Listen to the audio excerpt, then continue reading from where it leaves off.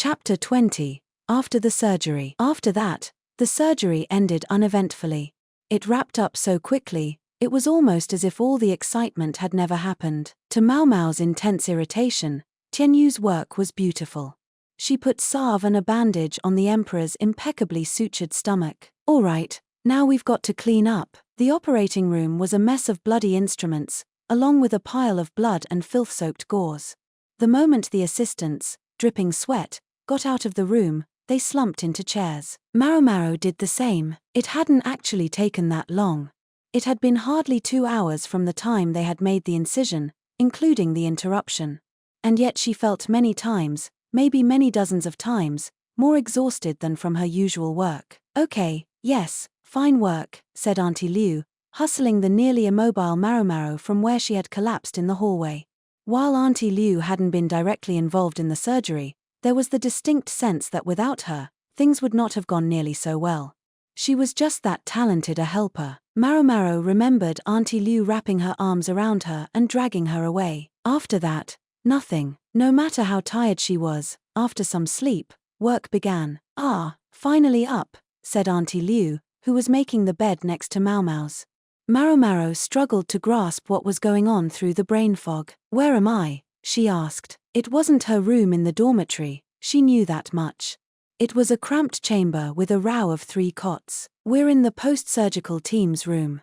They made us a place all to ourselves, knowing we would have to sleep here. I see. The blood started making its way to Maomao's head. Yes, she did vaguely remember that they had set up such a room. But why are there 3 beds? The post-surgical team had only 2 women, Maomao and Auntie Liu. I think they called in some redoubtable helper, just to be safe, Auntie Liu said. A helper? Yes, yes. I can see you're still waking up. Go get something to eat, and maybe take a bath. You are a sight to see.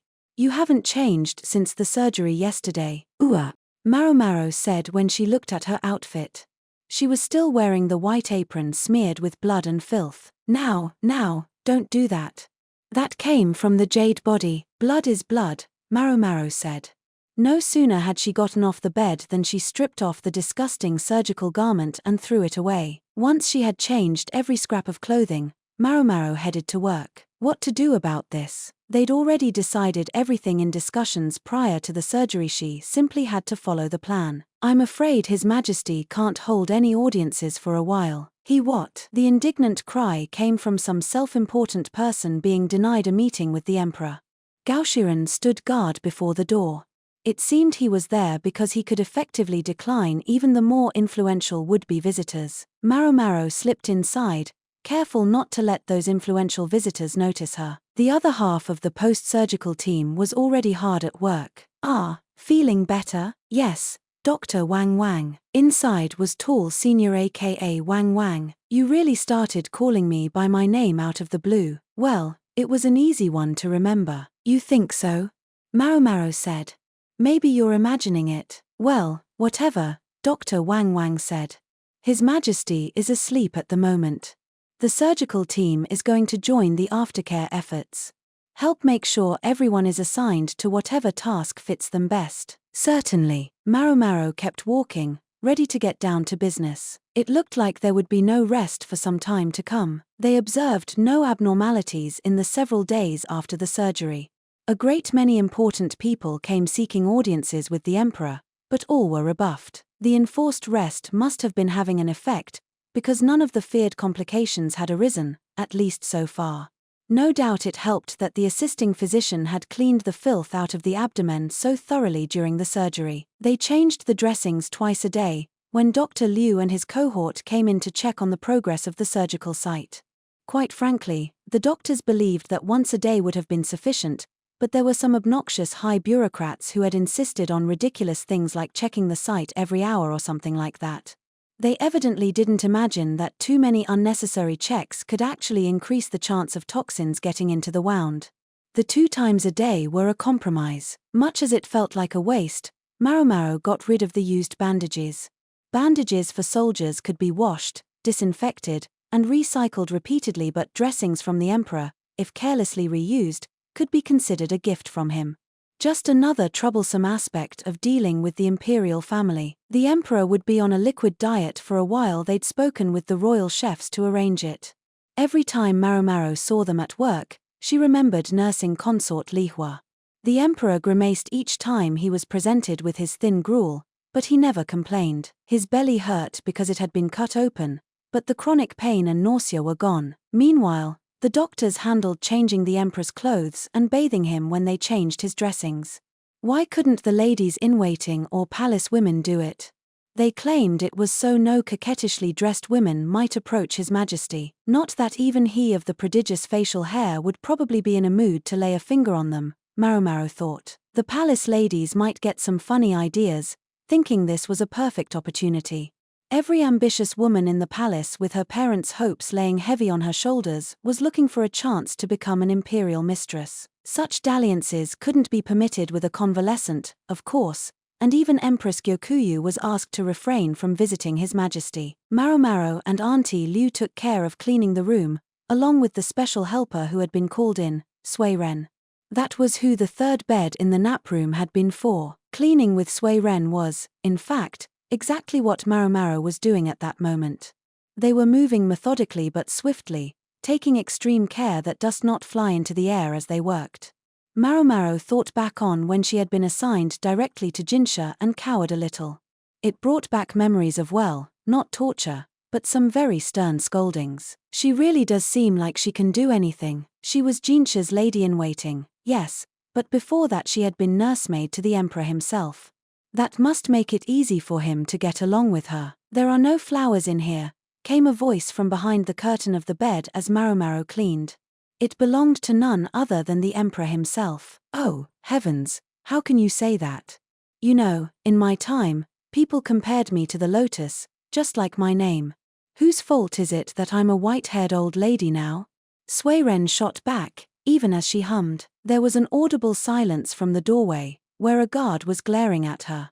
He appeared to be contemplating what to do with an old woman who took such a flippant tone with the emperor. He was probably a member of the Ma clan, but now, as Maomao understood all too well, he was put between a rock and a hard place by this uniquely special old lady. Normally they'd probably drag her off for insulting royalty, thought Maomao, but even the emperor deferred to Sui Ren. I wonder whose idea this was. The emperor, who just had to lie there with nothing to entertain him, seemed to be enjoying Sui Ren's banter. If anything, it seemed like anyone who tried to stop Sui Ren would be the one who got punished. Who suckled you at her own breast and changed your diaper? I take no responsibility for anything I was too young to remember, the emperor replied. However, I am grateful to you for saving me from that assassination attempt. It would substantiate the reputation of the legendary lady-in-waiting who had protected the young emperor. Maomao wanted to ask what kind of stage drama-worthy events they were referring to, but she decided it wouldn't be wise to pursue the question too deeply, and instead kept polishing with her cloth. Did Arduo face the same thing? The emperor asked. Yes. You didn't know? I didn't. She never said a word. Goodness gracious me. Sui Ren sounded quite at ease, but Maomao thought she detected a hint of resentment in her voice as well. I guess I really should have fled this court once I had a bit of money saved up. You were thinking of doing that, the emperor said, sounding as if it were news to him. I can sure sympathize with the desire to get away. Well, that girl never did like women's clothing, did she? She was such a tomboy. You would never have taken her for someone who could be a palace lady even if she'd stayed, could you? She was actually talking about taking the money she'd made and becoming a merchant. Until I interfered with her plans, as I gather. I knew you were quick on the uptake. Now it wasn't just the guard. Maomao, too, felt a chill. Still, she knew the emperor would never punish Sui Ren, so she forced herself to keep breathing and try to calm down. Since you're here, Sui Ren. About Zui, yes. Does he know? Know what? Maomao understood that they were talking about the circumstances of Jingsha's birth.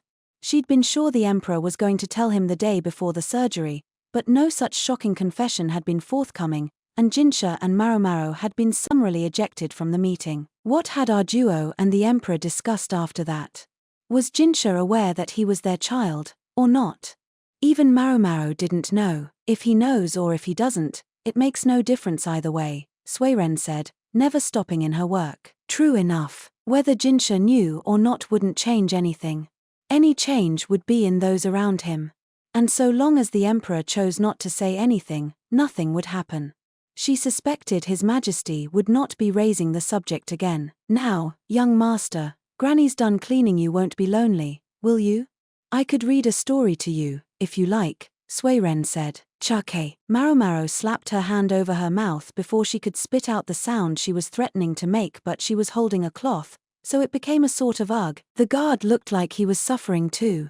He was biting his lip and digging his fingernails into his thigh, struggling not to laugh. Don't call me that, the emperor said, words Maomao knew well from hearing them from Jingsha. I'll be going, then, Suiren said, and left the room. Maomao made to follow her, but the emperor said, Laken's daughter. Maomao, isn't it? Yes, sir. Maomao halted and turned around. If I should die, will I be nothing but a lump of meat? Maomao almost choked, and sweat started pouring off of her. Don't tell me. Had he been aware of what was happening throughout the surgery? He hadn't made a peep, so she just assumed he was unconscious. People speak of the jade body, but yes, it's made of flesh. And I don't bleed gold, but regular red blood. Ho ho ho ho ho. Maomao said the closest thing to a laugh she could manage with such an intense frown on her face. How calm and collected is he that he could stay silent and wait through everything that was happening? Maomao had the distinct sense that the guard was glaring at her now. Have you said the same sort of thing to Zui? The same sort of thing, sir? She'd said far too many things to Jingsha, in fact, and wasn't sure which one he meant. I guess I might have said the sort of thing that would put a scratch on the jade. Maomao was starting to worry, but the emperor's beard just swayed gently. In any event, it seems my moving my hand during surgery caused no end of trouble. Don't give it a thought, please. Yes, she did wish he hadn't done that, but it couldn't be helped now. She was just impressed that he had endured the entire thing without making a fuss about the pain. I must say, it's an experience I've never had before. It felt like I was in a haze, something felt wrong in my stomach, and the doctors kept bustling about. I think Luomen noticed, but he told me it was nothing. I don't suppose it was true. Maomao pressed her hands together without quite meaning to. Luomen must have intervened to stop her, in part because the emperor had still been alert. Fear not, the emperor said. As you can see, I'm doing fine. The incision still hurts and itches, but there's nothing to be done about that. What matters is that Arduo told me to write in my will that the physicians should not be punished. She did, sir? Maomao looked at the ceiling and gave thanks to Arduo. Yes, and so I should like to say that you have nothing to worry about. The emperor looked down, deep in thought. But in that case, my will would come into conflict with your wishes, Maomao, and I've been pondering what to do. My wishes? You said you wanted a reward, did you not? Maomao crossed her arms and thought. I believe you were asking for the fingers of one of the physicians. It sounded far away, but it was a woman's voice, so it had to be either you or Liu's little sister. Perhaps I misheard. Maomao froze. Maybe I'll have him give me a few of your fingers, Tianyu. If you don't have any use for them, I can dry them out and put them on display. Tell people they belong to a mummy, at least they'd serve some purpose then. That was what she'd said. Oh, yes, she'd said it, all right. Well. I wasn't, being entirely serious. I suppose not. I for one don't wish to take any medicine that uses human fingers as an ingredient. Hell, neither do I. Either way, it was actually strange that no punishment had been handed down for the problem child who had declared on a whim that he wouldn't do surgery. The surgery had been successful, and if the emperor said that no punishment was to be meted out, then certainly none would be. Wait. Maomao cried, realization dawning. What is it? Maybe it would be possible to dock that physician's pay instead of cutting off his fingers. Dock his pay? Yes, sir. For 6 months. Chem. Yes, very well. I'll speak to Liu. That meant it was as good as done.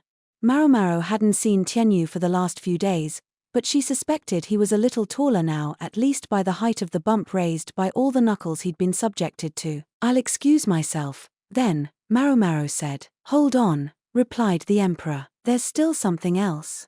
Maomao thought, trying to remember any other outbursts she might have had during the procedure. I simply have so much time on my hands here. Maybe you could bring me the textbook? The one that you presented at the rear palace? The textbook? Ah, he was talking about the instruction manual she'd given to the rear palace consorts. She'd also offered it to him at one point. I'm afraid it might fall afoul of one of Dr. Liu's inspections, Maomao said. One of Liu's ahem. I think I ask for too much. Not at all, sir, Maomao said. Then she bowed and finally left the room.